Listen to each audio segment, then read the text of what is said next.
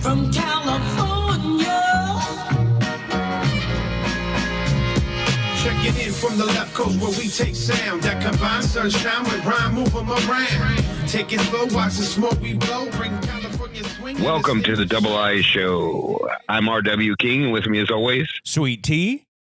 What's going on, T? Another wonderful day here in California. We're moving forward with the age of coronavirus. And it looks like we got another big show popping today, huh? What do we got going, man? Oh, we got a lot of things going on today, King. But before we get into that, really, I'd like to say thank you to all of our first responders, all of our essential workers. You know, we take this serious. We had Big A on the show. That's just a small little token of what we like to do. You know, we have a lot of people that are in our inner circle and our outer circle, our extended family that are out there on the front lines fighting in various forms or another. And, we can't thank you enough. We really can't. And from the bottom of our hearts, we love the fact that everybody that's showing us a lot of support and that are showing the people that we're helping to pump up that same kind of love, King. And so I just wanted to say, before we get started, I just want to say thank you to everybody, from the both of us. No, absolutely. And I think you put it all there together. And again, this is a show of the people. It is. And we want the people, to be involved in what's going on, and we want real people interacting with what we're doing. And that was always the premise of the show. And again, just like T said, I'm going to mirror that. Thanks to everybody. So yeah, we got a lot of stuff going on today, T. We got, all the coronavirus stuff that we'll talk about again. And, it's like we said, it's just a 6 degree of separation. It's dwarfing everything. Everything's affected by it. So even in the news, most of the news is affected by some form or another by this. We're going to talk about, recap some of that Last Dance. Remember that thing ended last week. Ooh, yeah. We're going to talk about some other stuff, and we're going to fill the show pretty good today. We got some good content, but I got a little surprise for you, T. I got a little surprise during the show, and I'm not going to really reveal it until it happens. All right. Is that you got to scary? trust me. That just seems a little scary to me. If, I don't know why. Well, I guess it could be. Because it could be anything. It could be anything, and that scares the hell out of me coming from you. It just does. I'm being honest. I'm being 100. No, absolutely. Well, hey, you know what? Hey, it is what it is, but we're going to get through it, and we'll be better for it on the other side. All right? Hopefully we will. Hopefully we will there. All right, man. So again, like we talked about, T, we want everyone to stay disciplined, stay strong. This is a tough time right now, guys. Things are still sheltered in place a little bit out here by us, but in other parts of the country, other parts of our state, things are opening up. We just have to be careful right now, folks, and understand really what's going on. You're right. Okay, things are opening up, but things are starting to open up a little bit more here. Now some of the malls are opening. Of course, the malls that are opening do have a lot of restrictions. I don't know if you heard about this, King, but some of the malls in LA County over here in Southern California, they're starting to open up this weekend.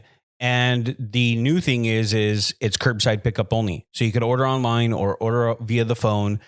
You go into these zones. They have by color coded. The store will tell you which zone to go into and where to park. And as soon as you park, you notify the store by calling them. And within minutes, they'll have an employee bring out, and it's contactless, and they just deliver to your car. So that's what they're doing. This is kind of like phase 2. What if you're colorblind, T? Well, no, I'm sure. Hopefully, hey, pull into the red zone, huh? Well, hopefully it says red too. So you could read it. But yeah, that is an issue, right? I'm just saying. Is that discriminatory against people that are colorblind? That's exactly what I was going to say right now. It's like, hey, you're not making that. It's like the handicap thing. You have to make those things available for people. Well, so you can't sort of hamstring them in. Yeah, I'd hope that. But what's the use of that? What are you going to do? Say, I need a pair of underwear. Can you pick out the best one for me? No, you I mean, what do you do? Can you go? Oh, you can only do specific. That's my point. There's no shopping. There's no I got to try this on. Not window shopping, but you go in knowing you're going to buy a jacket. You don't know exactly which one you're going to buy because there's some other ones you may like. Okay, how do you know? You don't. And let me throw you another curveball, okay? What about returns? They haven't been able to figure that part out, right? How do you do returns right now? Well, here, let me sneeze on this and slobber on it, and then you know what? It doesn't really work for me, man. Right. You take it back. I don't need this. I'm good. Thanks. Yeah. Thank you. Yeah, I don't know. They haven't figured out the returns part either. I mean, so that is still kind of up in the air. But here's the point again. It's like you said, they haven't figured out all these things, but they're in such a dire need to get these things going again. They are. So, and this is what we've been talking about the past couple of weeks, T, is how delicate our economy is right now to a collapse. It's one of those, hey, let's just launch it and figure it out as we go.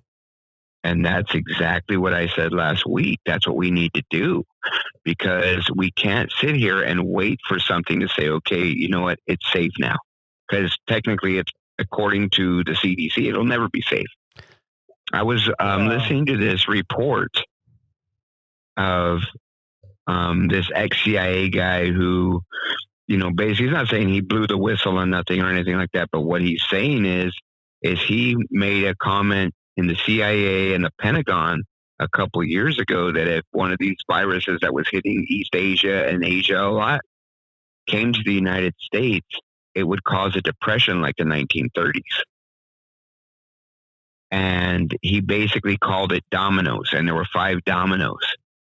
And the 3 dominoes have already happened. 25% unemployment. There is another one, and then the third one already happened. The fourth one is blue chip and major corporations filing for bankruptcy. When that happens, the last domino is that he has on his report is civil unrest, martial law. Well, it's kind of gotten in certain states, or certain regions in a state has kind of gotten the feel of that a little bit too. Well, with the if whole you realize it, well, think of this. If you realize it, and when this thing first started, there was a mobilization of a lot of military in every state. There was. We saw it here. Yeah. We saw things moving around, and we didn't know what was going on. Now we don't see them anymore. We're like, oh, okay. According to him, they're preparing for what's coming now, and it has to do with the economy. He's talking about how banks and institutions won't be able to give you your cash if you want it, because they won't be able to get it from the FDIC or from the, where's the place that prints the money? The Federal Reserve Bank. Right. So it's going to get into a point where people, if you thought it was bad because there's no toilet paper, wait till it's bad when there's no cash. And it's really crazy to read this report, and it's like a 6 or 7 page report, and I read it. And there's a lot of stuff in there that seems a little, it's up in the air to me, but there were some points that were pretty solid. Right. And the only thing he said, the third domino was stocks, real estate, and something else decline at a rapider rate in a 3 or 4 month period than they had in a 3 or 4 year period prior. Something like that. And they have in the last 3 or 4 months. Well, stocks are rebounding. Stocks are rebounding. Well, they rebound somewhat, but they still took that bigger dip than they did in that 3 or 4 month dip than they have in the past 3 or 4 years. And that's the point. So all those things he said, which he said 2 years ago. And then the last thing, and the part of the thing that I wanted to speak about, and then we can make comments on it, was that the definition of a pandemic, when a country declares their nation under pandemic, minimum of 18 months to recover. And that's really what we have to look at. And that's what we've been talking about. People think, for whatever reason, they have some thought in their head that at some point, whether it be in their mind fictitiously, they come up with the end of the year, next year, whatever it is, this thing's going to be back to normal. It's going to take a while, a couple years. We talked about sometime next year, things will be back to normal. Maybe towards the year after that, right? Just because of how far we've got into this protection type of mode. Well, again, think of how it was a month before any of this happened. There were concerts, there were restaurants open, there were all these things going on. And our state still is about, with other states, 2,000 deaths, 2,500, whatever the number, I'm not sure, I don't follow it. But it's still it's not, I don't know how to say it. I don't think it would have been any different if we did something a month before or a month later. I don't think it's going to make much bigger difference about all these spikes the media talks about. And there's reasons for these spikes, but they want to create that fear still because they're losing their ratings right now. Oh yeah. So all these things that they can grab. Maryland opened up, and in the first 3 days they opened, they had the worst spike ever in the history of this thing for them. Yeah. Okay, and then the government came out and said, yeah, but we had like 10,000 tests on backlog that all processed through that one day. Some crazy shit like that. Well, yeah, you got to put it into context. Yeah, and that's what they're saying, but the media doesn't. And they're losing their ratings right now, so they're still trying to create that fear, the fear of a second wave now. Because, yeah, you're right. Everything is like that.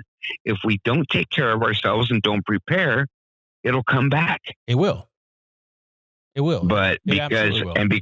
And right, that's common sense. Yeah. So if we have a guy in the CDC stating that in a press conference, that's common sense, folks. We're saying that is common sense. The media is making it, there's going to be a second wave. Now that's all you hear these people talking about. Well, the second wave's coming. And that's my point, is the context, right? Just like you said. Yeah. And I believe that's where these fears are heightened out there. Because a month before this, I mean, again, we were living life normally. We've gone not from normal to below normal. We've gone from one extreme to the other extreme. Okay. So there's a lot to unpack based on what you just said. All right. So let me try to address them a couple at a time. So you're right that, you know, the media is framing things a certain way. Yes, you're absolutely right. But that's why it's so important to people, at least for people to be more informed. Stop just, you know, consuming. If you're going to consume media, don't consume just one type of media. You know, don't just keep yourself in a bubble. You know, open up and expand your mind a little bit. By no means am I a conspiracy theory, so I don't buy into the conspiracy bullshit. So that's that. The other thing is you start talking about, you know, like the stock market and all these different phases, right? You 1 through 5, and we've gone through 3 of them. But a lot of those are more common sense things. You know, if you take what you said, number 3 was about the stock market. Yeah, that's just common sense throughout a pandemic. That's common sense with a lot of things. So, you know, that's just going to happen no matter what, especially with a volatile market.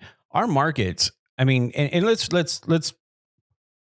our markets are volatile no matter what. I mean, if somebody sneezes that's in a CEO and the market. How many pandemics have you been part of? I haven't. Okay, this is the first. And how many? So this is the first, but none. You did no. Hold on. I'm just going to go back so you can finish. All you said was this is normal for a pandemic. Pandemic isn't normal. Wait a minute. We had a pandemic in 1918. Okay, and what happened? Everything freaking crashed. Everything not the same. Crashed. Of course it is. Of course it is. It isn't. Well, it isn't really, because there's different infrastructure. And there's different investor and different people with monetary wealth. We never learned any lesson from that either. We haven't. There's no difference between what happened then and what happened now. There is no social safety net then. There is none now. Okay, so they have not learned their lesson, and that's what I was getting at. Okay, so we haven't done anything to help our situation. Our government hasn't done anything to help our situation. Our bankers only want to make the money, and they didn't give a damn about anybody else. So let's be like completely 100 about that. Okay. So these things, yeah, it's going to happen, right? What happened in the stock market back in 2008? 2008 to 2010. 2008. Yeah. That was the stock market crash. Right. That took a couple of years to 2010 before we starting to see a little bit climb out of it. That devastated everybody. That was the bankers that did that. That wasn't a pandemic. Correct. That was the bankers that did that. Correct. Okay? And they got bailed out. And none of them got thrown in jail for that shit, which they should have. And yet we bail them out. Oh, no, they're too big to fail. We can't let them fail. No, F that. Okay? This is a pandemic. This is different. To your point, you're right. This is a pandemic, and that's different. But at the same time, we're still bailing out big business and coddling these instead of helping the American people. We're not helping, the people that need the help the most, small businesses. You talked about last week all these small businesses that are that are failing.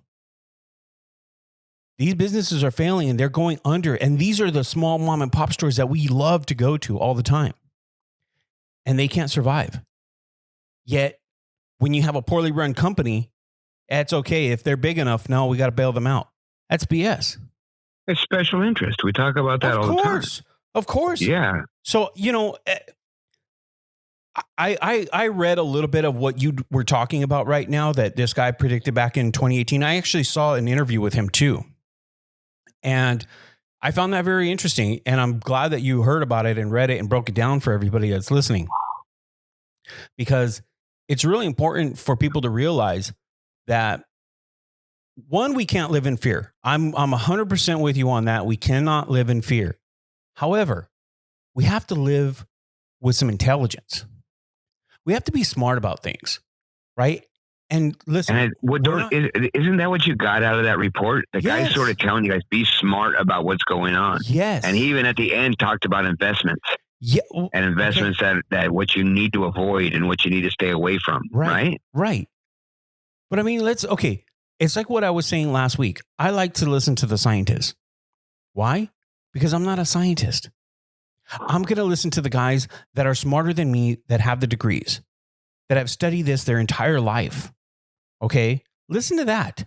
Don't listen to some idiot that just, going because he's got a little bit of a broadcast like us, that can say things and just randomly, just whatever they want to say, whatever conspiracy, whatever bullshit they want to say out there. No. At least you and I are being responsible enough to be able to cite, okay, this expert said this expert said that. This is what we're hearing. This is what, we're not just like putting out there any kind of theory. We're not on 4chan or 8chan or on these other conspiracy sites just regurgitating all this crazy nonsense. No. Let's be smart, people. I'm all for No, you're right, but haven't you heard both sides of the story from scientists and guys who supposedly are experts in the industry, though? I have. Okay. I've heard them conflict each other, and that's difficulty for us, right? Of course. But what do you think at that point? But here's the thing, okay? When you have 100 scientists all saying one thing, and you got 2 that are coming out against it, come on.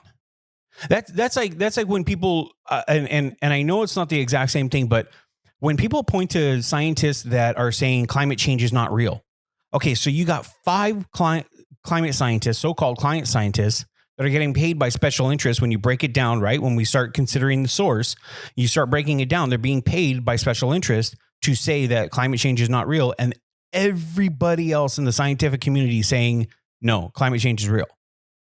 So let's break it down, right? Let's weigh this, right? So you're always going to have that. What the commercials, right? With toothpaste, when they always say, 4 out of 5 dentists recommend it. There's going to always have that one opposition. You'll always get that. But when the overwhelming evidence goes one way and it's not even arguable, you have to be able to go with the best knowledge that you have. And that's science. I mean, that's just science. That's the beauty about science. This is what I love about science, right? It is the best information that we have at the moment.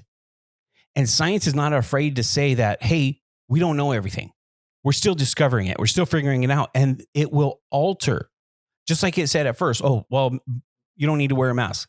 Then as more evidence and more scientific data came in, everybody, we want you to wear masks. Things like that. Now they're saying that droplets, touching surfaces may not. They're not 100% sure, but they're saying it may not out of the early research they've done. Okay, before we get back into specifics, let's go back to what we talked about, T, and let's not lose that point, right? So you talked about all these scientists and this number of scientists, but let's look at the delivery again. And think of this logically. Millions and millions of Americans are sheep. And they're watching whatever media outlet it is, whether it be a local news station, CNN, or one of the big news stations, whatever it is. Right. And if those people have on one channel a scientist saying something and another one basically conflicting what he's saying, that's my point. Someone like you, sure, T, you're going to take the time to look this stuff up and do that. The normal person isn't. No, you're right. So let's understand that the masses is what I'm talking about, T. You're right. And even if they're thinking of it scientifically, there's still conflicting messages out there. And this is the problem, because even those scientists that are smart at different level than us, because they understand this scientifically, have different opinions. And that's the difficulty. Right? I'm not saying 1 out of 100, 2 out of 100. I'm saying what's delivered in the media. Well, and that's what's fucking it up, because in the reality too, our government is sort of following those people.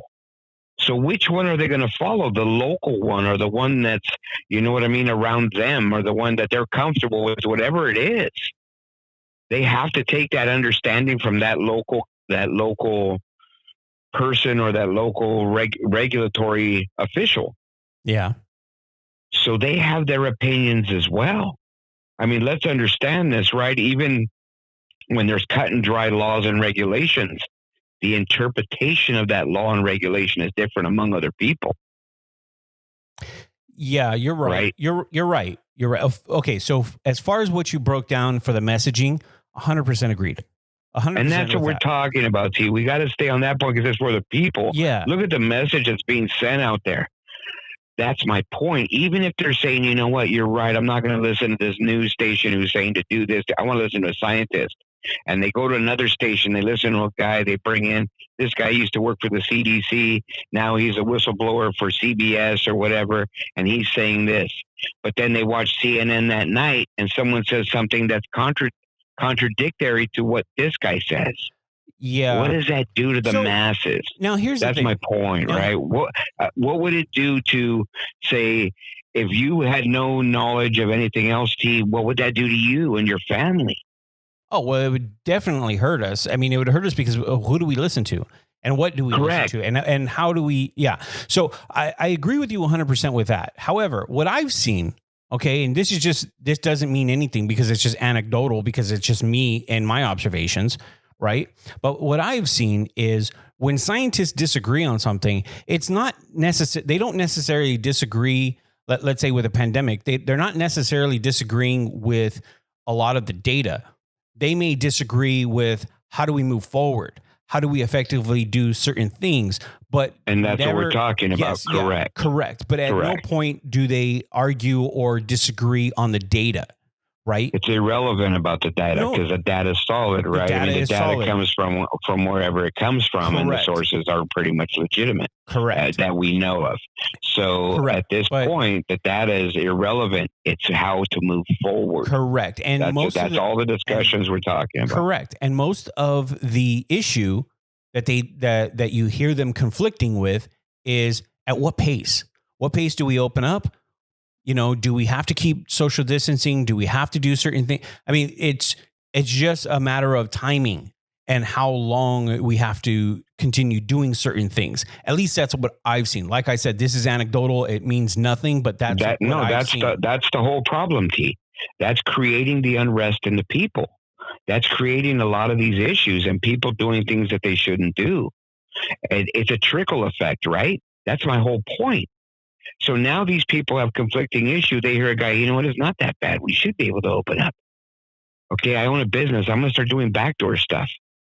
And maybe they're affecting that by, God forbid, maybe they are infected and everyone they touch gets infected. I don't know. But my point, you know what I mean? It's a trickle effect. And when you have so many people, like we always talk about, moving in the same direction, it starts swaying those results. Right. And, it's a valid point. And that's I think, is the fear. Like, if we're talking about a fear to me, is the people that are doing things on their own because, you know what, they're just fed up with all this different talk. True. And That I think could hurt this more than anything. I mean, what do you think about that? Well, okay, so it's a valid point. I want to address something you just mentioned, right? Like you said, I might do a back door, I may do this, and what happens if I open up and something bad happens, and that we've seen that happen. I don't know if you saw the news recently, but I think it was a haircutting salon opened up, and the stylist was asymptomatic but positive, and exposed almost 90 people to it. And so that becomes problematic. And they're trying to get a hold of all those people and try to track them down. That is what everybody is afraid of, that type of thing, right? That becomes the issue, I think, to your point. And that's scary. That part is a little scary because you don't know. You don't know what's going to happen. I mean, we can't live in fear. Here's my point with this. That's an option. Okay, you don't know about the guy at the grocery store. You don't know about the guy at the gas station. You don't know about the guy where you have to go, right? And if something happens there and there's a transmission, is that any different? Well, no, I mean, because you had to go there as opposed to. Right. No. My point is, okay, if somebody goes to a haircutting salon and gets exposed when right now we knew they were closed and they're taking a risk, it's sort of on them, bro. Oh, yeah, for sure. Right. It's on them. It is. Right. They're exposing themselves and taking that risk. But the reality is it's on them too if they get exposed somewhere else, because the reality is we can't avoid it. You can't. You can't pin it on anybody because some people, like you said, asymptomatic, they don't even know. Right. So, okay. And we can't live in a bubble. Okay. So let me ask you this then, right? Because this is the hot button topic at the moment. And it's places of worship. Because they haven't given the green light in a lot of states to be able to open up for, places of worship. So do we open them up? I know the president's calling for every state to open up to let people practice their religion. And some are even suing governments saying that you're hindering my, I have freedom of religion and you're hindering that. You're taking away my freedoms, which is not the same, to be honest with you, because the government's not telling you can't practice a certain religion. So I don't think that's going to go anywhere in the courts, to be honest with you.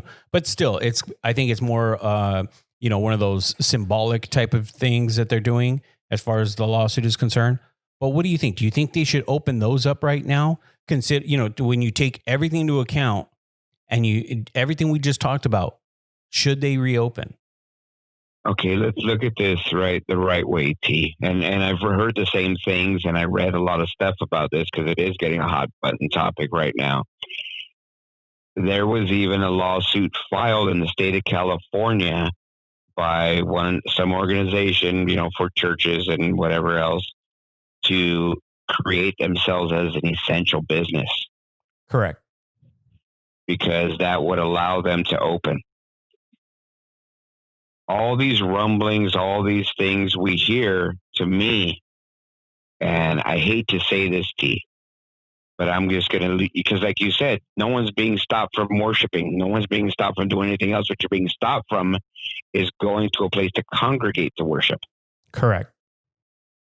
It's financially driven. 100% agree with you. I'm so glad you said that, because that's exactly what I'm thinking. These churches that are coming out and saying this are independent churches of, we'll say the Christianity type of faith, or, what do you call it? Like evangelical type of worship. Fundamental evangelicals. Correct.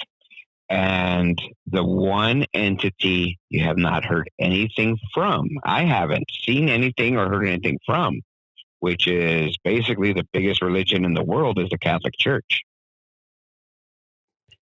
I haven't heard them complaining and chiming in on this thing. These are all coming from pastors. I even heard that there were pastors out in your area, big pastors that have big congregations, huge congregations out there, thousands of people, that they said, you know what, they're going to bypass the 20-person thing, and they're going to hold worship service in the next couple of weeks. Correct. There's a group of 4 of them out there.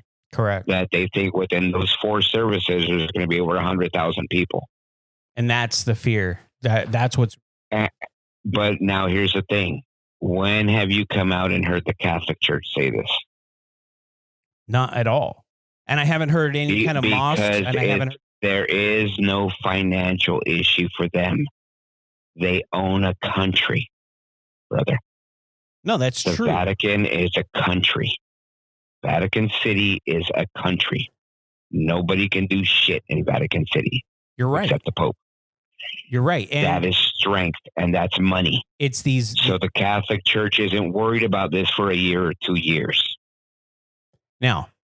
But these other churches, like in your area, these big churches that need the funds to operate. Well, they're what I call the mini mega churches, because they're not quite those big Joel Osteen mega churches, but they're pretty damn close to it, right? So those guys are still okay because they can still have their stuff on TV and get that stuff out there. You know, the Kenneth Copeland thing we talked and get that revenue. Yes. Now these churches, guys that are they can't. Well, they haven't figured out how they can still get that tithing virtually. That's what's been that part eludes them. And if they were to have that part explain to everybody what tithing is, brother, because a lot of people may not understand that term. So tithing is when you give, I believe it's 10% of what you make to the church, so that the church can spend that money. Basically, your faith is at a point where you're going to give an X percentage of your income to the 10. Church. Correct. A minimum of 10. Correct. And they basically give you get the tax form at the end of the year and everything else, because it's a nonprofit organization you're giving it to. Right. So it's a legitimate deal, and that's how they sort of keep funded. Right. And I know that there's a local kind of mini mega church near me, and they opened up their books one time and kind of told everybody what their operating costs are per year. And it was roughly around $25 million at that point. That's pretty high. Yeah, think about that. Well, it's $2 million plus a month. Right. So they haven't figured out how to be able to make up that gap virtually, even though they hold online sermons.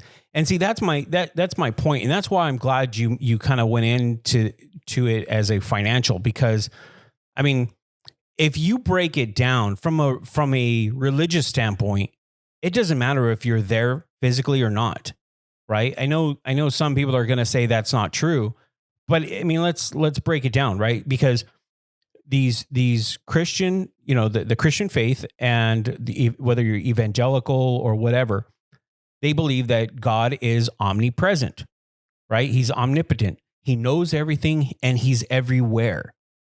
Which means if he's everywhere and he knows everything, then no matter where you're actually congregating or worshiping from, it doesn't make a difference. Whether you're physically there in the church or you're virtually watching online, that is irrelevant.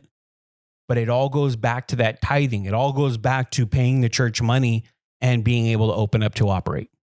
That's why they want to do it. So they're willing to risk your life to do that. That's how I see it. Well, it's a matter of life and death already for them, a life of their business. And this is what we just talked about, people exposing other people, even in a nail salon. You're taking that risk because of the life of your business. This is the economy driving this, T. This is my point. Profits over people. It's not profits over people, it's livelihood. And unfortunately, there's a lot of people that work at that church. Not just people that volunteer. I'm sure they're volunteers too. There's a lot of volunteers. And maybe not. Yeah, absolutely.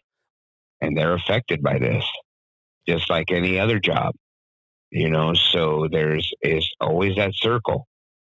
And no matter how legit or how they cook their books or how funky they are with their books and who they pay and how they pay them, all those people are affected.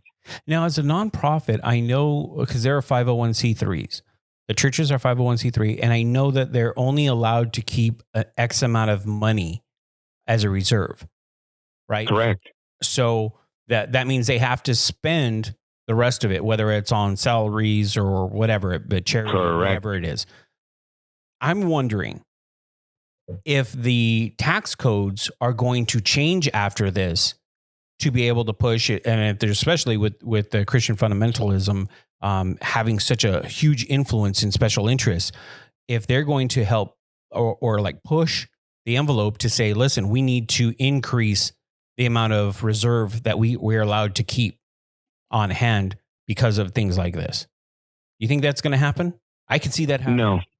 No, because I think that now you're making an exemption for the church, and other nonprofits are going to say stuff, and it's going to be a mess. Yeah, but you're going to have to make it for everything across the board. And they could raise it a little bit and not be affected really too much. But the issue with that is, just remember, it's basically money laundering and things like that they don't want through these nonprofits. You know what I mean? So you just can't have that money in your accounts, and you can't have that much money, that fluid money. It all has to be going in and out. That's it. Correct. But that could lend itself to laundering just as easily. But I mean, that's it. They're always targeted for that. Yeah. But that's my point with that, is there's a lot of things that it isn't just a matter of we don't allow it just because there are reasons for it. And I don't know if they're willing to do that. I would, honestly, the reality is, again, okay, do you need that big of a church? That's on them. See, that's the other thing.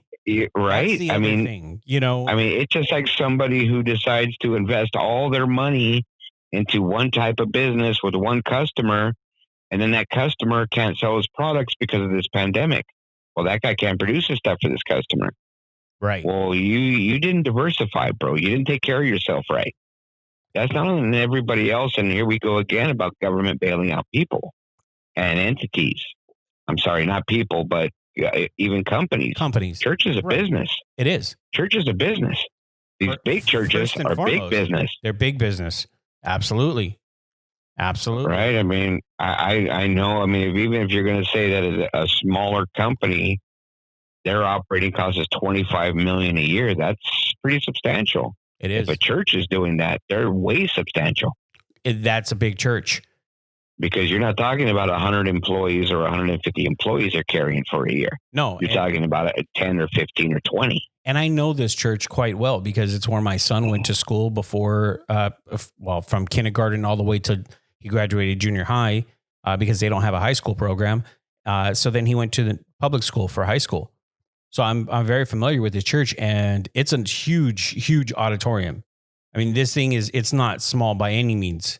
It's, but now here's the difference, and you didn't even make note of that, is that there's a school attached to it. So all those funds from the school's gone too. Yeah, there's that. And that's crippling.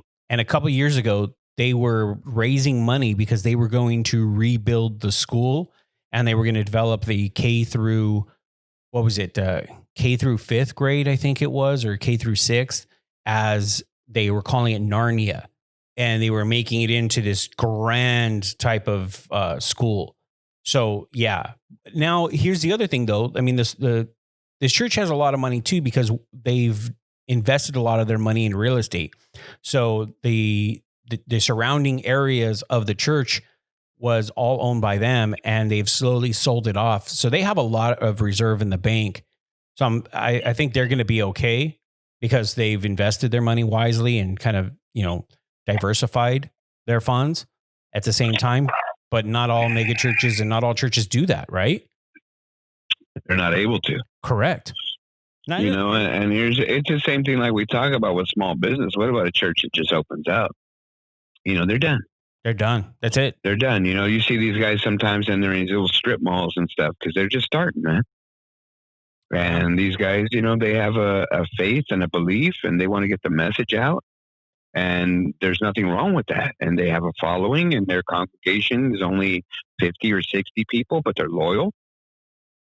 And that's that guy's livelihood. They're taking care of that guy. He's their shepherd, right? Yeah. And they can't do that, right? So, there's good people out there. There are. That are being affected. And that's another point, right? And we've always talked about that point and circled back to that point. And I just kind of want to throw it out there. By no means, are King and I trying to indict the churches or say anything negative against the churches or anybody's faith in particular. By no means are we trying to say that. It's just we need to make sure that we are looking at everything as objectively as we possibly can and understand what drives the needs to reopen so quickly, or to even go against the orders of the state. And I mean, let's just be honest about it. We're having an open and honest dialogue and conversation. That's all. And it's an honest truth. And Right. you know, we can sugarcoat it and say, hey, you know what? We have this belief. I wouldn't believe that. But the point of the matter is it's the truth. Right. And people have to understand it, right? There's operating costs involved with any business. Correct. And where they're siphoning their funds right now, and they're getting to a point where it's either critical or diminished. And that's why they're saying, F this, man, we got to move forward or we're not going to survive.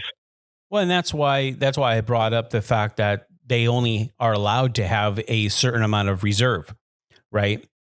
It's not like a corporation where a corporation, whatever they have in the bank is up to them, right? So 501c3s are only allowed a certain amount of reserve. That's it. Anything above that, that's why it's a nonprofit. They can't hold and keep a profit. So that's what makes it more difficult and challenging for them. But not only them, not only churches that are 501c3s, but you have other charity organizations, 501c6s, C8s. You know, they have a very similar structure. They don't get a lot of the tax breaks like a 501c3 does, but they definitely are affected by this because they, again, just like the 501c3s, they're only allowed to keep certain amount of money reserved as kind of like a rainy day fund. And those are either completely depleted or extremely low, like you were saying there, King. Right. And we just, you know, instead of going through that again, the point we want to talk about, what would you do if you owned a small business, T? So say you were a business and you couldn't pay your bills. You weren't getting any help from the government. You couldn't file unemployment. You were a business owner. You owned a nail salon and you got 50 customers calling you. They want you to do their shit. What would you do? That's tough. Would you say, fuck it? Yeah, that's my point. No, that's hard. Dude. That's hard. Now, and I know that it's not basically the same situation, but it could be in their mind. oh yeah, it could Think be. of these guys running these big businesses or these churches or even these small businesses. It's a livelihood at this point, It is. right? It is livelihood and it's gone. There's no income. What am I going to do? If I don't do something now, how's my family going to survive? What am I going to do? How do I pay for my house? How do I pay my bills? How do my kids eat? Right. Right. And that's where we're at right now. And it's a delicate spot, man. Well, and that's why these folks are saying, fuck it. They got to do what they got to do. That's in their mentality. But that's what's so Don't you scary think about that's it. playing into it? I mean, it has to be. To me, that's the most scariest part. You know, it's the scariest part is how the hell am I going to be able to provide for my family? Period. You know, how do I keep my business afloat? How do I pay my mortgage? How do I keep my car from getting repossessed? You know, things like that. That's the scary part. To me, that's the most scariest part right there, besides my family's health. My family's health, number one. After that, it's just trying to hold everything together. You know, right? Because that's all it is right now. It's just let's just hold everything together with bubble gum and freaking tape, right? And that's my whole point of this. This is so much more delicate than just people's safety, T.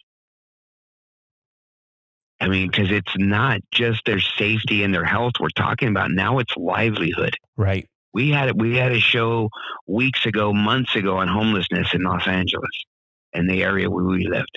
Right. Imagine what's going to happen in a few months. That's scary. That part is scary. Right? Who's going to be able to afford anything because there's no jobs if we just continue down this path? You know, there's been a lot of talk too that it's kind of getting ugly because what it's doing right now, and I don't know if you've seen this, King, or not, but I've seen that there's been a lot of divide between tenants and landlords. And because the landlords want to get paid and they're trying to force the tenants, and the tenants don't have any money because they may have lost their job and unemployment, they can't even get an answer or feedback. People have calling the unemployment offices. And, you know, I saw one guy in a span of one day, he tried dialing 400 times and couldn't get through. So People don't have money to pay. They want to pay their bills. They don't have the money. And landlords are saying, we need to get paid. I got a mortgage to pay on this property. So what do you do? You know, and that's causing friction between what could have been a really good relationship between a tenant and a landlord. That's a problem. No, isn't there an order right now in LA County they can't evict right now? There is, right? But they can't evict. That doesn't mean that I understand the tension. I understand, but it isn't a personal issue. It's not the tenant's fault. Correct. But I mean, you know, we're human, right? We're human, and to your point where it says it's not personal, it can get personal. You know? No, you're absolutely right, because people aren't looking at it that way. We talk about that a lot. You're right with that. People aren't thinking like that, you know? So it creates a tension that normally wasn't there, right? And, but I think it's like we talked about in the beginning, though, right? It's really like, what is the local government even trying to do? Because like we said, it's not going to change, right? So what are they doing to make those steps more positive? You know, what have you seen over on your side of the world? You live, 50, 60 miles from me. I know one thing they're doing over here, they're going to start, I think this weekend or next weekend, is what they're calling Summer in the Streets. Have you heard of anything like that by you? No, not right now. I've heard some of the stuff what you're talking about on your end of the world, but on over here, there hasn't been a lot of talk about that right now. As a matter of fact, we just started to reopen businesses and specifically restaurants for sit down. That just came across just 2 days ago, and that's not taking into effect for another week, I think. So we're a little bit behind, I think, when it comes to what LA is kind of doing.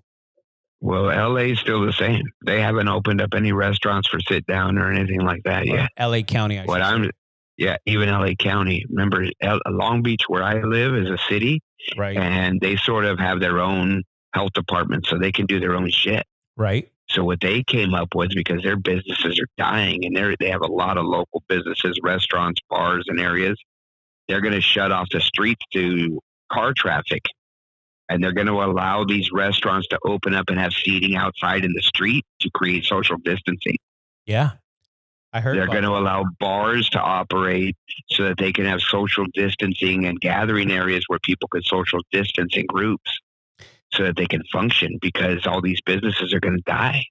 And that's their city, Yeah. And especially let's talk about Long Beach, because Long Beach, I mean, let's face it, the majority of those businesses do all of their money, at least a big part of their annual revenue, during the summertime. Right. And because it's right by the beach, it's beautiful. And I think it's a smart thing for them to do, is to be able to, they're going to be specifically, they're shutting down Pine Street, which is historic. And quite honestly, I think, and I've heard this too, that they're even thinking about making it a permanent closure of Pine, where it's going to turn it into a promenade more than anything. Right. And it's kind of what it should be. These are the steps what we talked, right? This thing's never going to go away. Let's start seeing what we got to do and make those steps to go forward. We just got to do it. Yeah. And that's what I'm so proud of what the city's doing. They're showing everyone in LA, this is what you're going to have to do at some point. Right. Let's think of solutions. Let's kind of get creative. Correct. Save your city. Correct. Yes. Correct. And I'm all for that. I think that's great. I actually applaud them for doing that and doing it in a manner that's safely, because I did see some research that they said that outdoor seating is a lot safer than indoor seating, because right now you just cleared your throat. That can spread droplets, right? If you were positive, you can be spreading it. Right. But when you're inside and indoors, it spreads faster and more people come into contact with it, as opposed to when you're outdoors, it doesn't. And so they're saying that outdoor seating is the way to go. So dining al dente and all that type of stuff, that is perfect. But, not every place can do that. And that's what's hard. No, and that's what's hard. Tricky. But no, you're right. But you have to allow the ones that can, and you have to make those. I mean, and a lot of it too is part of it is, you just have to try it. And at some point, try something, work out something. Oh, I agree 100%. You're absolutely right with that. And you're right too. It's going to be much more difficult for the businesses downtown LA. Yeah. You know what I mean? Something like that. But they got to try something. That's my point. They do. They absolutely do. And, I don't know if you remember a few years ago, people were kind of getting on the city of Los Angeles about taking away some of the bike lane and some of the car lanes. And what they did was they pushed the sidewalks out and they made kind of some outdoor seating and kind of expanded that area a little bit for more outdoor seating for the businesses and the restaurants around there. I think that's brilliant because now it comes into play, right? I mean, well, you need something.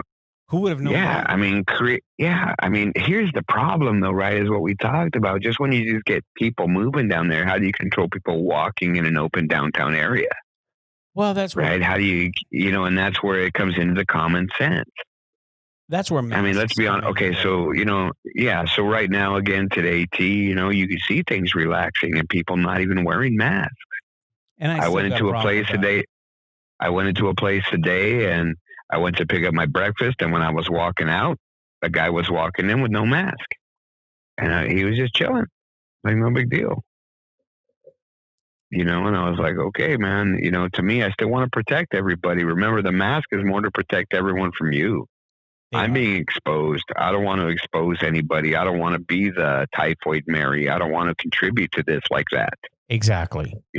And that's really what I'm thinking. I'm trying to control it on my end and do whatever I can.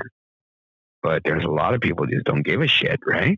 Well, and I don't know if you've seen on the news or social media or any of this, but okay, first of all, before I get into this, do you know what a Karen is, right? Do you know what a Karen is, King? What is that? Do you know what Karen is? When somebody refers to a woman as a Karen? No. Okay. So for those of you who are listening who don't know or do know and are probably busting up right now because you know where I'm going to go with this, a Karen is somebody, those women that go for any little thing. I want to talk to the manager, and they just complain about everything, right? You've worked in a lot of different businesses. You've run into so many different people in your walks of life there, King. You know the type, right? So that's what a Karen is. It's just a generic term. For a Karen is Karen, right? For that type of woman. And then for men, I don't know if it's a Kevin or a Ken. I can't remember, but I think it's a Kevin. And, just look, they just want to complain. They just want to go out there and they're looking for that. We're seeing a lot of that in social media right now about the masks. You have people and that they're trying to do something on purpose because their phone is rolling. They have it just going from the beginning. And they're filming themselves complaining about what Costco recently, about certain grocery stores that are requiring people to wear masks, and all they want to do is complain, and they're trying to force the issue because they don't want to wear a mask, and that becomes a problem to me because it's like you're not doing it for the right reasons. If you're trying to post it on social media and you're putting it out there, that means you have an alternative motive. And that's wrong. And, you're not thinking about others. You're trying to make a scene. You're purposely trying to make a scene and you're doing a damn good job at it. And that pisses me off too, because it's taking away from the fact that people are trying to stay safe. To your point, King, you were saying you're trying to protect others from you possibly. And I want to do the same. And I want to keep myself safe too from others. And they don't see it that way. And that's to me, that's kind of selfish. That's really selfish and it's problematic. I mean, I hear what you're saying, and we've talked about this 3 or 4 times in different episodes, and you're just going to have those people with varying opinion. And here's the problem again, whatever way they come up with making that decision, what can we do in this country? There is no law that says they have to wear a mask. But if it's store policy. Well, yeah, but I've even seen that where stores have signs posted, do not enter without a mask, and I see people going in and they're taking care of them. See, and that's on the store. They need to enforce their own policy. Well, the other problem is that it's not that big a deal to a lot of people. And that's the problem. Even people that are wearing the masks are probably wearing them spitefully. Probably. And we've talked about that. Yeah. They're not doing it because they feel it's the best thing. I mean, reality was if I didn't feel I was helping out and doing something to not promote this thing or not spread this thing by doing that, I wouldn't be wearing it. If it was only about me contracting something, I probably wouldn't wear it. I don't like to wear it. I don't like it on me. I don't want to deal with it. Right. But if I know that if I have it, and this is going to keep me from transmitting and help reduce that transmission effect, if I have it, then I'm being socially conscious about that. I made that decision. A lot of people don't care. Right. And that's what we talked about, That's the problem. and unfortunately, to me, that's sort of a dead subject at this point, because we just can't even really, like we talked about Stone Cold and these guys and all these other things, just their opinions, T. The mask thing is definitely an opinion. That's really where I was going with that. People just have their opinion, and it is what it's going to be. And we just have to start moving forward with this thing. Yeah, but your opinion means shit to me when it's for the greater good. It's not, but me or you doesn't matter. And that's the problem. No, that's exactly. And the reality is, too, a voice of 1 million doesn't matter. A voice of 10 million doesn't matter, because that individual in this country can still do what they want to do. There's no law against it. Well, and that's the point. Yeah. That's the point. Yeah. You know what I mean? Yeah. What can we do? Nothing. But say we don't like it and be the ones, the Kevins and the Kens and everything else on this end. Right. And right? That's really right. But you know what I'm saying? Yeah. And that's my point. It's just like, fuck, and there's nothing we can do to you. And that's sort of frustrating part. But again, it's just move forward with this thing, peel the scab off. We'll deal with the people not wearing the mask. We'll deal with all that. Get over this thing, build that immunity, whatever we have to do, but let's get on it. We just can't sit back and wait. As long as we're doing it in a safe way too, just logically and methodically. I don't think if we say there's going to be a difference of doing it, like I said last week, right now or 3 months from now, the effect's going to be the same. Because as soon as we open up, people are going to forget everything they've been doing. As soon as they say anything, people are going to start laxing off of these things. Yes and no. And that's just human nature. Yeah, that's human nature. Yeah, you're right. Yes and no. Okay, so we've seen that, right? We saw that when we talked about how the beaches over here kind of reopened, and then everybody went crazy, and then they had to shut it down. No. Let's listen to this one. Right. What's going to happen, T, when they say masks are optional now? Well, they kind of, okay. It's not now. No, in stores and anywhere else. Because right? where I live, it's optional now. Now, that's my point. But certain stores, it's mandatory in certain stores. But over here, all the stores you have to have masks. Right. So out there, it's already happening. Yeah. And I guarantee you, there were people that were thinking, "I'm not taking this fucking mask off," but now they see 50 people do it. You know what, man? Fuck it, I'm going to do it. I'm still not taking mine off right now. That's not the point. The point is that all these people a lot of them aren't understanding what's going on and the relevance. Right? Right. And that's what's going to create the problem. And that's why I made the comment right now. I'm still not taking mine off because I have that choice too. And you're right. People are sheep. No, because you have that social conscience, not choice. You have that social conscience to understand. But it's right? Exactly. Everybody has a choice. And it's still a choice. Everybody has it. It's optional. Correct. So yeah, of course you have a choice. But because you have social conscience. Correct. Because of my social conscience, I choose not to. I choose not to take it off. Because of that. Correct. Correct. But see, that's my point, is a lot of people aren't even going to do that. They're going to follow what's going on around them. So that's my whole point with this thing. A lot of people are like that, T. And you're right. There's going to be some people who never take these things off again. Which is perfectly every time they go out. It's fine. I don't have a problem with seeing people like that. It doesn't bother me. It's not hurting me. It doesn't bother me, T. But the reality is people were doing that before, right? A lot of people, let's just say from Asian countries, were doing that before. Well, because it's more of a commonplace in Asia. If you're a traveled person, you would have known that, right? And so, socially, to me, it's acceptable socially, but I don't think that's going to be the new norm. I don't think there's going to be masses of people with masks. No. I just don't see it. Not in 5 years from now. I don't think we're going to even know what. We'll look at what happened and be like, okay, it's not part of the American psyche to do that. Correct. Correct. And so I don't see that happening here. I see probably an increase of people as the new norm, just casually you'll see people and you won't even think anything of it, to be honest. And I think it could be a pretty high percentage, but it's just the majority, the 80-90% of the people are just going to go back to what they're doing in 5 years. True. 100%. Yeah, you're right. Yeah. I don't see any flaw in that logic at all. Like I said, it's not part of the American psyche. So, for us, we're not going to be doing that. That's just how we are. That's how our makeup is as a society here in America.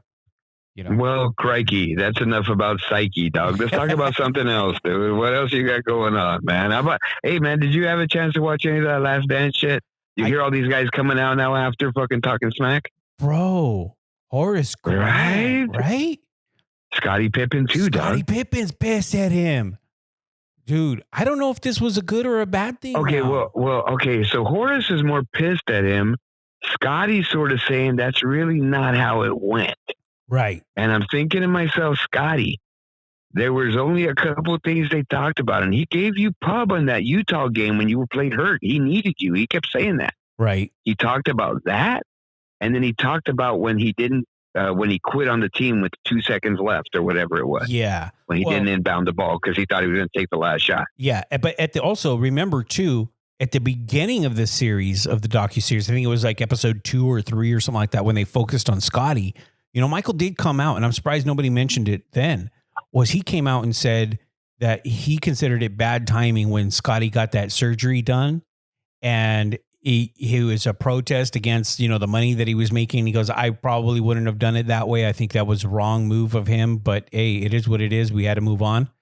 So right. And that was another one too. Yeah. But I mean, all those things happened. It wasn't like they were fabricated. The timing wasn't fabricated.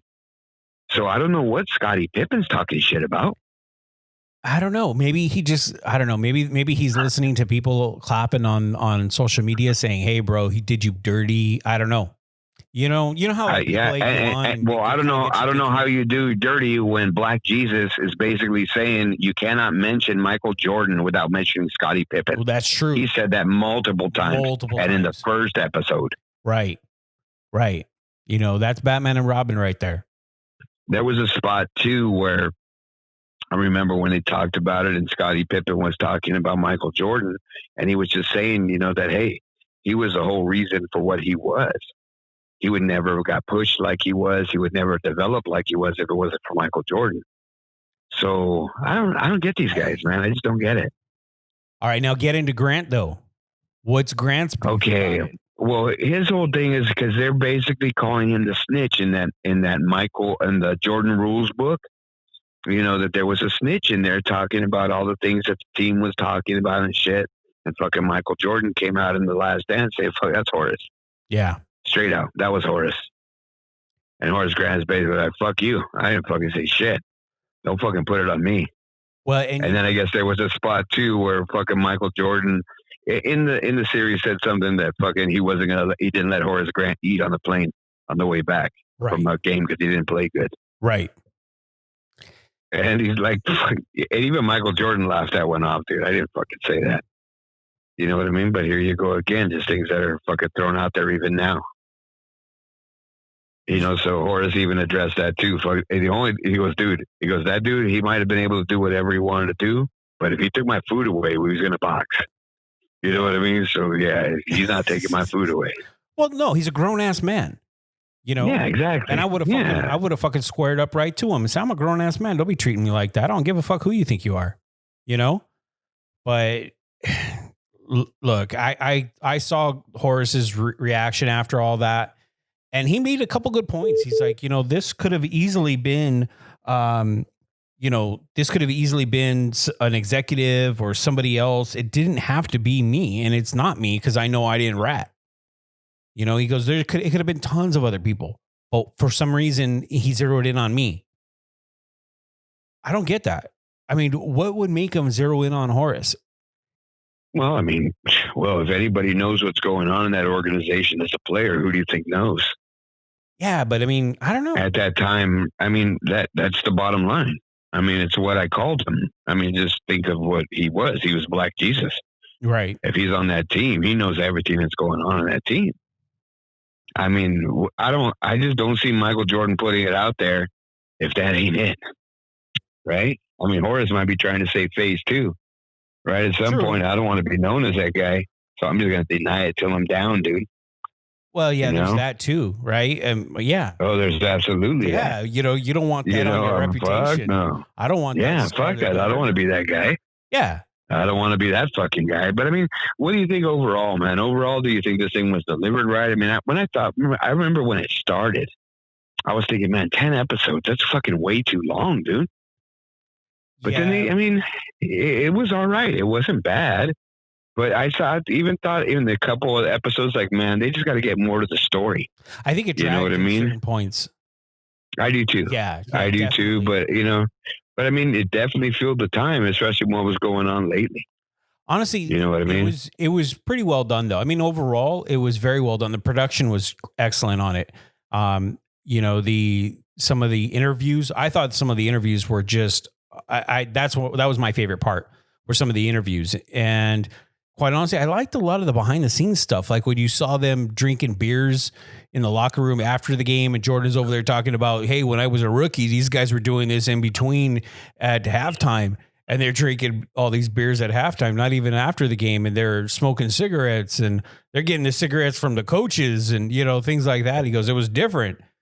So I think some of that candid behind the scenes stuff was kind of cool to see because it gives you a glimpse of what it's like, or at the time, what it was like in an NBA locker room that the normal fan never gets to see, I think the bigger thing that for me that I got out of this was that now all the younger generation got to see Michael Jordan and what he was and how different he was. Right. And how head and shoulders he was just better than everybody else. Yeah.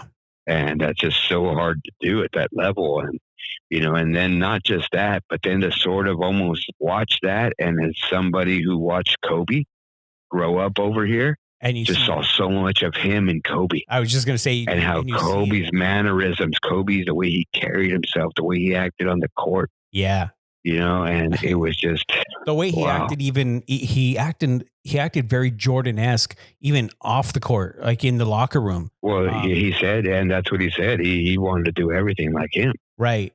And just recently there was an article that came out that said that Kobe one time walked into the locker room and the only reason why he went in there was to see all the bums off.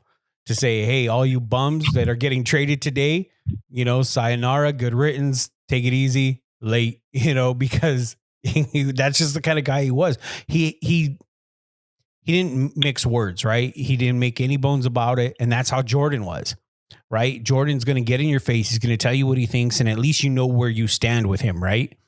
And I think that's what sets these guys apart. That's what sets them above everybody else that, Now, the NBA is different nowadays, though. If you see that, guys are, so many superstars are boys nowadays, as opposed to back then, they really weren't, right? You don't have a lot of competitors against each other that were boys back then because they wanted to just tear each other apart, as opposed to today. You see guys embracing each other. You see guys doing so much more together as a cohesive unit, even though they go to battle against each other on the court. So it's a little different. But that's also a product of society of how things have kind of evolved nowadays.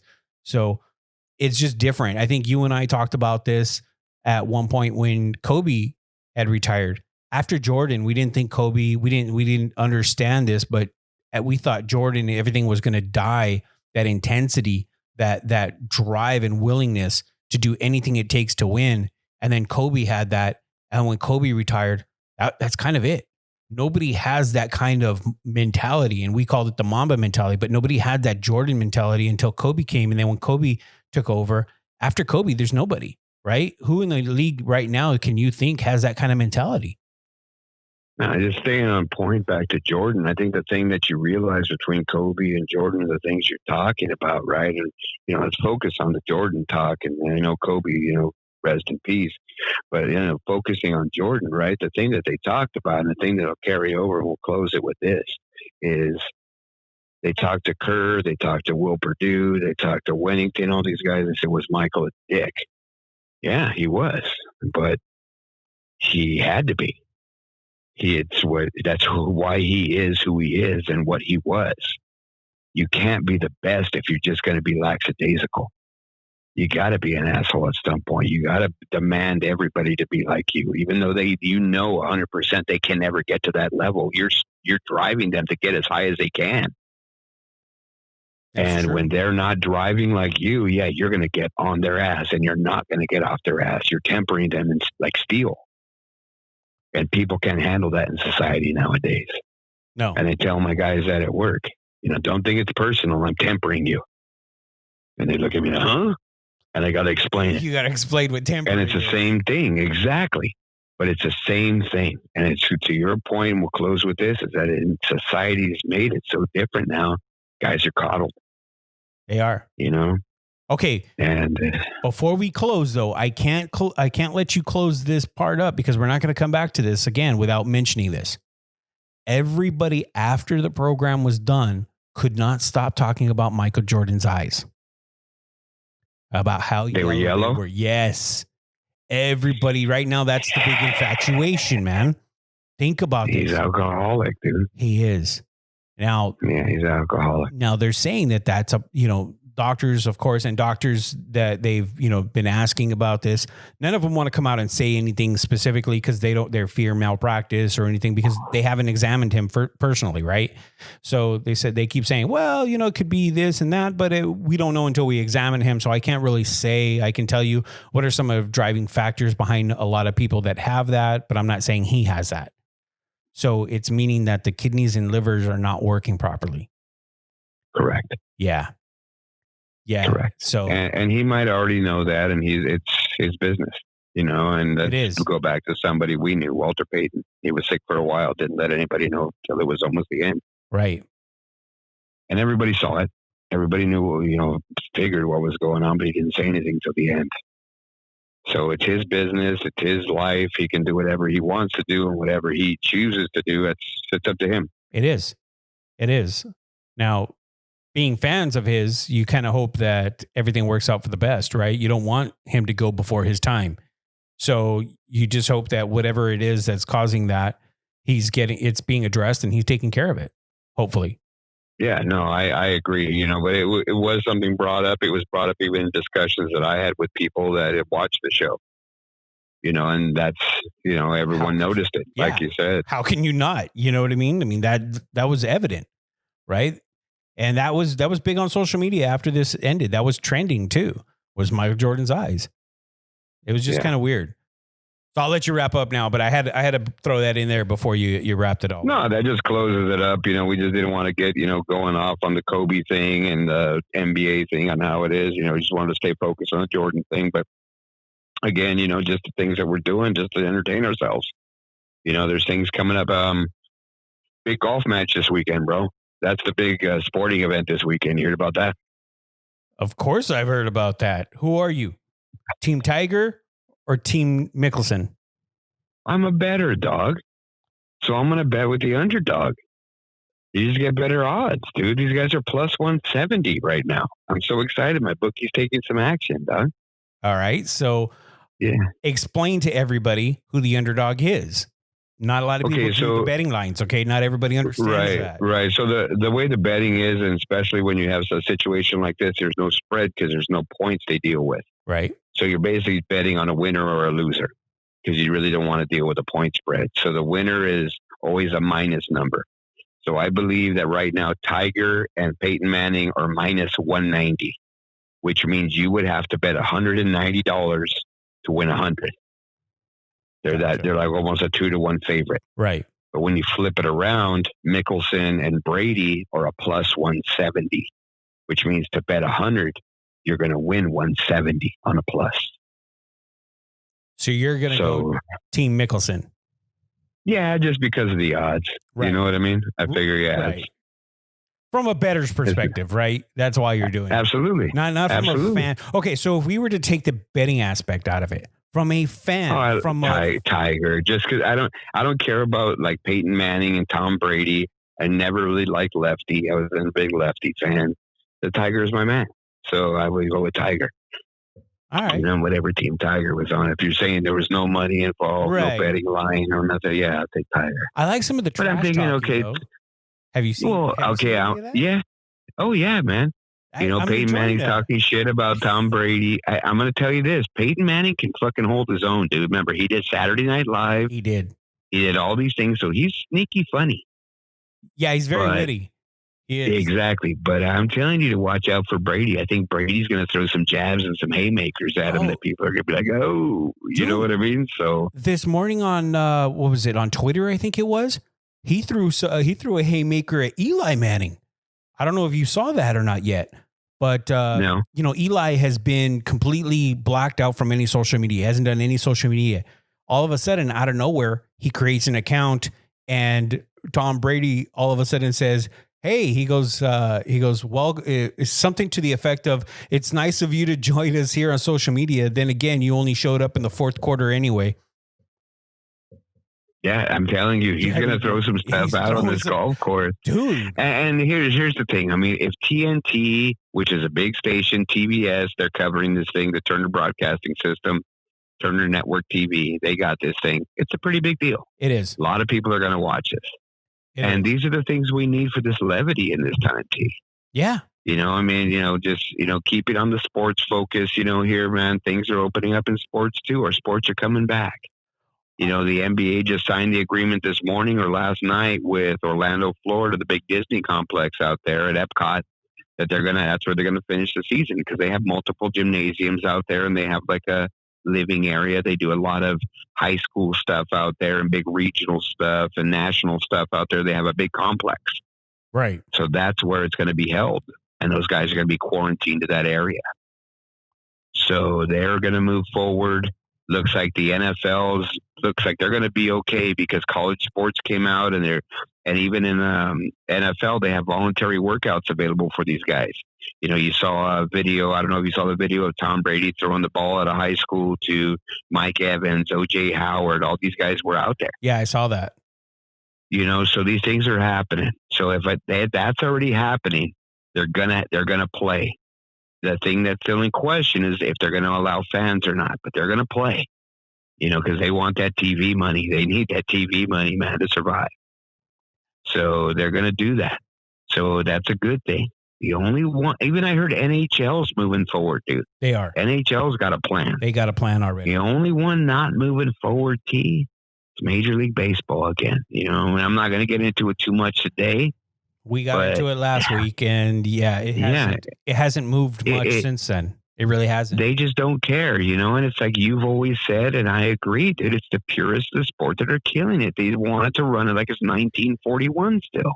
And it just isn't, without getting too much into it, I'm just going to kind of give you a real big highlight of what happened since then. You got 1 minute because you're going to get too much into it. 1 minute. Go ahead. Shut up. Okay. So the MLB, the ownership just said, you know what, we're going to do, revenue share, and they worked out a deal. So that kind of helped, right? So they came to an agreement on some of the revenue share, and then all of a sudden, the MLB ownership said, but we still want to cut your pay. We still want to do this. We still want to do all this other stuff, and the players aren't willing to do that. And so now they're at a stalemate. And right now, the ownership is saying, well, you know what? We don't care now. If we don't even have a season at all, we don't care. We're prepared for that. So now they're at an impasse where they're just going to say, we're willing to shut it down. And the players are saying, we just want you to honor the contract that we agreed to. And that's it. And that's the problem right now, because they're arguing about money, and the optics look so shitty that they're willing to just shut the whole thing down in spite of everything instead of making some money. And the greed is just overwhelming on both ends. And that's all I'm going to say.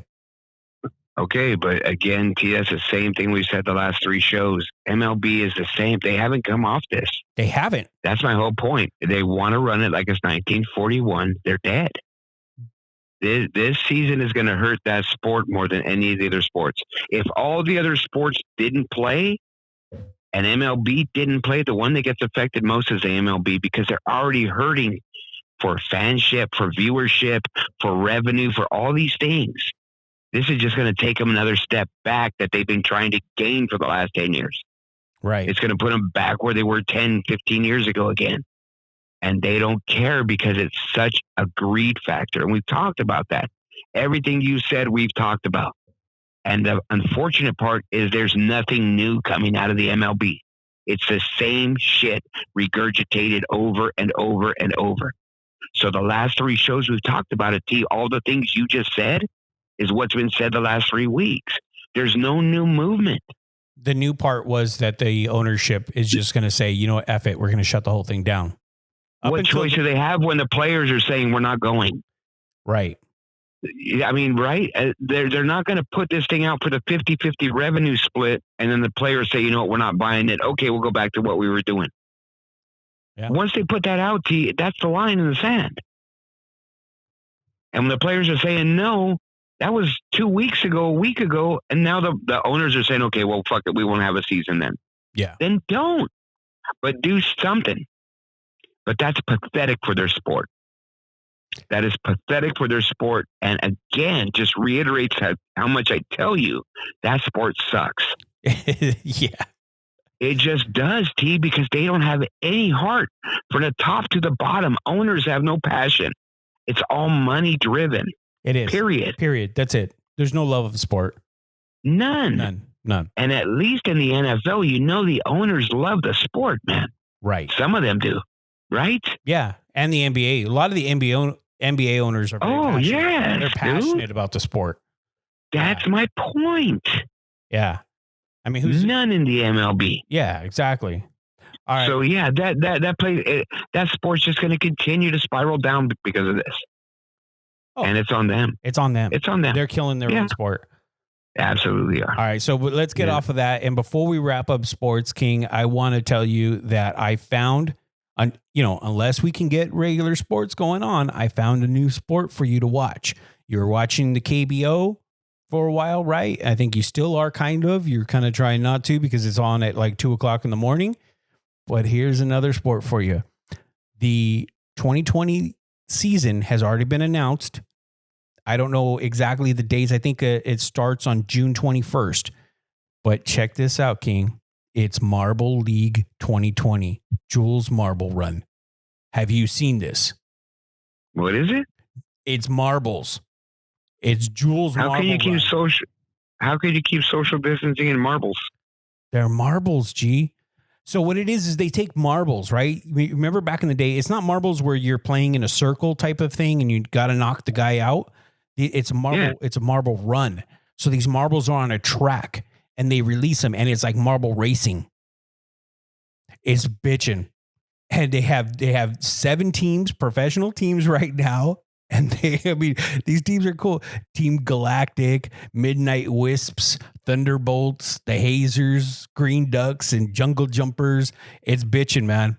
I mean, they have their own dedicated pages, the fandom, everything. It's kind of crazy. It's got a lot of popularity, surprisingly, and it's been around for a while. Who knew? But they do this, and what channel's carrying it? YouTube. But it's got it's got a big sponsor this year. It's got a huge sponsor. You and I both once in a while will catch John Oliver, right? On HBO. He sponsored the entire league this year and gave them a big influx of money so they can promote and put this thing out. And I want to tell you, man, go on YouTube and look up for Marble League and you'll see Marble League 2019 and you'll see some of the stuff. Hey, it's something for you to watch there, King. I'm just trying to throw it out there. I'm trying to come up with different alternatives for you to get your fix. Yeah, I don't think that's going to help me, man. Look, if I can't watch the cornholing championship, I don't think I'll be able to watch any marbling, bro. That doesn't really sound too. There's axe throwing. Why not? Well, I've seen that before, man, where they have axe throwing. They have the lumberjack stuff going on. You know what I mean? Kind of things. I guess you could still social distance that, the log rolls and all that shit, you know? Right. So they could still do that. I used to watch those before when there was nothing on. I don't mind. I don't mind. Yeah. So that shit's not new. You know what I mean? But marbling, I don't know about that. Give it a shot. It's worth a shot. Nah. See, I still think they could do like darts and stuff. They just have the guy throwing it at his own board. You know what I mean? Yeah. Yeah, with some kind of partition in between them or something on a stage. Why not? You know, you You're mentioned fucking 20 feet away. we'd even get into this, but you mentioned that poker is going to be different now, right? Poker's dead right now. I mean, you're a big poker guy, so I mean, what the hell? I mean, I've seen some of the partition stuff that they've proposed, right, where they have the plexiglass around the whole entire table. But to me, that just kind of creates kind of reflections, right? I mean, how do a guy see his cards and without, kind of? Well, you don't pick your cards up anyway, T. And the reality is, I don't think that's the issue. It's more the issue of just being able to play the game. And there's movement. Okay, what are you gonna do about chips? Well, yeah. Is everyone wearing gloves? Okay, now you got an issue. You know what I mean? How's the dealer gonna handle chips and with gloves on and shuffle and deal cards? Do you have like a little button or a touch screen in front of you that you're kind of virtual? You're adding your chips through a computer. I mean, no, they don't. Yeah, well, no, and that's my point. You do something like that, changes the whole game, right? And it isn't something that'll happen in a year. There isn't technology out there to understand it to say, okay, we've already been testing this and it works, so we're going to go ahead and implement it now and try it. Nah, there's nothing out there. Poker's poker. Right. You touch chips, you play with them, you fucking sit in front of them, you breathe on them, you do everything else, and so does everybody else. And those chips change hands, and those chips go in the dealer's rack, and those chips go everywhere. Yeah. So fuck, dude, what are you going to do? Yeah. Damn. What are you going to do? Right? That's the whole issue with the craps table. It's not so much the people around the table. What do you do about the dice? The player throws the dice. The dice, the chips, everything. That's my point. But the bigger thing there is the dice. Right. Everyone's touching the fucking dice. Well, every time they touch them, you got to put a new pair. Dude, that's what I was you're talking thousands and thousands of pairs of dice. No, you can't. Because it's thousands and thousands. They don't have enough supply. Well, no. They don't throw a new pair out every time they do it. No, it's not a brand new pair, but you disinfect the other pair in between. It doesn't work that way. I mean, okay, think of this, right? Especially people who play craps. They want that same fucking roll of dice that they just fucking threw. Right, because of hot hand and all that. Yeah, whatever it is. Yeah, dude. It's just so many things. Those games, I mean, to me, craps will come back. I don't think poker can come back. They already canceled the World Series of Poker, and they're trying to figure it out for October. But all they're hoping is that these restrictions lift a little bit. So my thought is the only thing they can think of is that the restrictions are less enough to get this thing under control where chips aren't an issue, but maybe they have people wearing face shields or something. Right. You know what I mean? Something like that. So, but I don't see any other way of getting around chips, especially like in a tournament like the World Series of Poker. Okay. So are they going to change from the bracelet to a mask? So it's going to be a diamond encrusted mask instead of the bracelet? No, but I mean, again, just talking about the game, I mean, the game itself is in jeopardy, and poker's the oldest betting game there is, next to dice. So yeah, man, it's a tough thing, and all these houses in these casinos in Vegas, they said when they do open, the one thing that isn't going to open is their poker room. Yeah. They've already come out and said that. When they do open, the thing that won't open is our poker room. Wow. Because they just don't know how to do that yet. Right? Look at all the factors I just said. How do you control all that? You can't. You can't. They have to come up with something else. So basically, the biggest tournament entity in the World Series of Poker, has to figure this out by October. That's a tough one. Yeah, exactly. And to me, I think they're just hoping to buy time before they cancel it for the year and say, okay, you know what? We just can't do this. We'll try again next year. Because I think they're just waiting for the restrictions to lighten so they can play. I don't think they're waiting to figure out a way to play because I just think it's sort of impossible. Right. They probably are not trying to. I think you're right. It's probably a combination of we're waiting for everything, all the restrictions to loosen so we can play, but then we will implement certain things that, to keep everybody safe that are in attendance. But at the same time, we're going to play poker the way we normally play poker because there's no other way. There's no other way. Right. and the biggest factor to me is always chips. It's always chips. Always. I don't know. Right? People are touching those chips, That's a tough nut to crack. How do you do that? I played in tournaments where I know chips are just moving around the table, and there are guys at that table I don't want to even shake hands with. Yeah. Yeah. It's just the way it is. That's just how things are. Yeah. I don't know. But I mean, that's a weird one.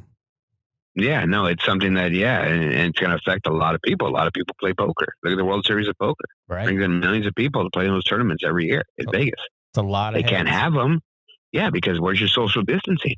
I've been in that fucking poker room when that thing's going off. There's thousands of people in there. And they're very close to each other. We're like elbow to shoulder to shoulder. Shoulder to at shoulder. The table. Yeah. Yeah. You got 9 or 10 people at a table. Yeah. Yeah, that's kind of crazy. I don't know how you would do it. I have no idea how you would do it. No, I don't either.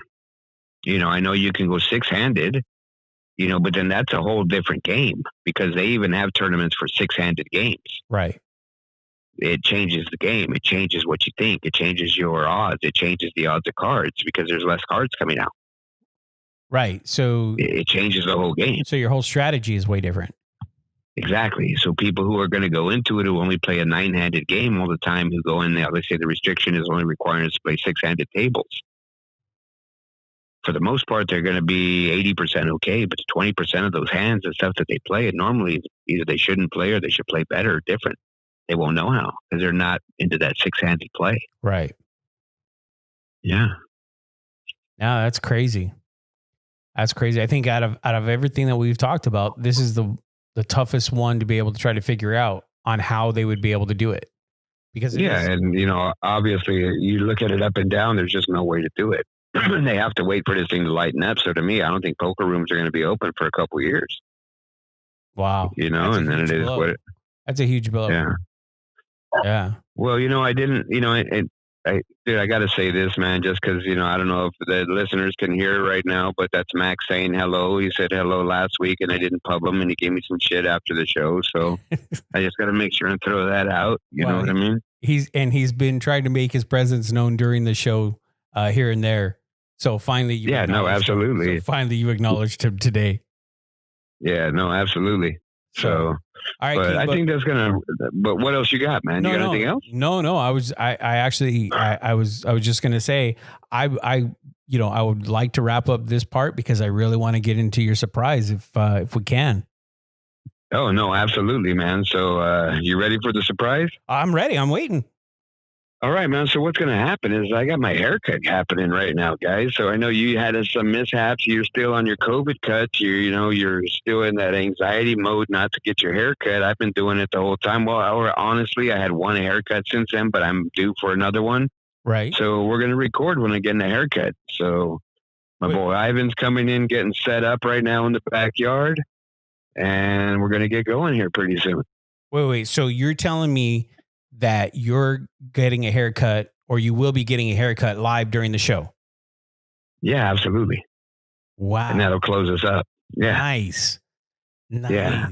So, and then I'll show you, T, that it only takes like 5 or 7 minutes for this guy to finish. Oh, you just so the minimal exposure, bro. And you don't have to end up getting, you don't have to get the full metal jacket like you did, dude. Well, that was kind of a mistake. All right. So there's a lot of those mishaps happening right now. There is. Let me just throw it out there for the listeners right now. So I was doing my own COVID cuts at home and, I wear glasses. So when I take my glasses off, I can't see that well. And I grabbed the wrong clip. I had the clip that was supposed to be for the sides, because you always go kind of shorter on the sides. And I was trying to grab the bigger clip to go over the top. And I used the smaller clip and I just said, holy crap. And it was already too late, right? I already went and buzzed right across the bow and there's just no way. And I looked at myself and I go, crap, I grabbed the wrong clip. So I just went for it, right? What do you do at that point, right? So I just went for it and I gave myself a sir, yes, sir, military cut. And it's kind of cool. The only problem is it's starting to grow out a lot now. And now I got to trim up the sides a little bit because, it's starting to look a little bit shaggy, but it's growing out. Well, no, you're going to get the chia pet effect because it's all growing at the same length now. Right. Right. So I gotta kind of so now you have to sort of tame it back down. Yeah, good luck to you, bro. But hey, so I'm going to go ahead and get in my position, man, and get going. And then we'll get this thing started. All right. Sounds good.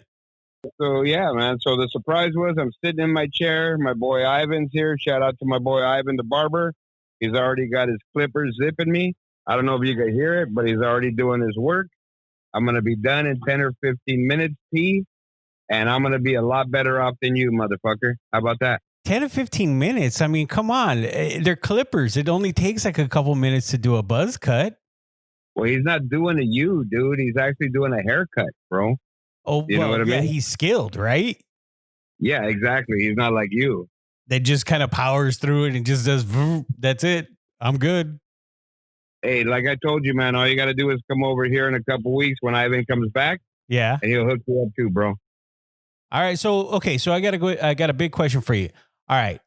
So, I mean, is he disinfecting? Does he do that all in front of you? Like, how does that work? Dude, I already told you, stop with that already, Mr. Whatever. He's got a mask on. He's got some gloves on. That's all I need. Disinfect what?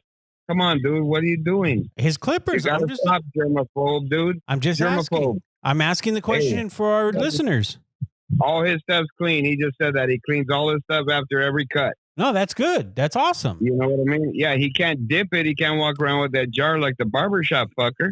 No, I'm not asking about that. You know what I mean? Why are you even asking that, though, dude? This is my point. He's showing me his disinfectant right now, his spray. Very cool. So, that's what I'm saying. Yeah. Like for the listeners that are interested in something like that. You know what I mean? Just kind of the only one worried about that, germaphobe. I'm not the only one. Just come over for a haircut, not the dude. only one. You need it. Because, you're going to go chia pet right now, dude, because it's all going to grow out the same rate. Remember, I told you. Yeah, it is. It is. Yeah, so let it grow out for a couple weeks, and when he comes back, come over. All right? My treat. Oh, your treat. Right? Ooh, wow, big spender. Yeah, so... But I think that's going to go ahead and close us up, T. I'm going to finish off my cut, man. I want to say thanks to everybody for sticking around again. We just want to say thanks to everybody. You got choices out there. My choice is to get a haircut in my backyard right now. So for the Double I Show, I'm RW King. And I'm Sweet T. We are out. In from the left coast where we take sound that combines sunshine with rhyme, move them around. Take it slow, watch the smoke we blow. Bring California swing in this thing for show. But hey there,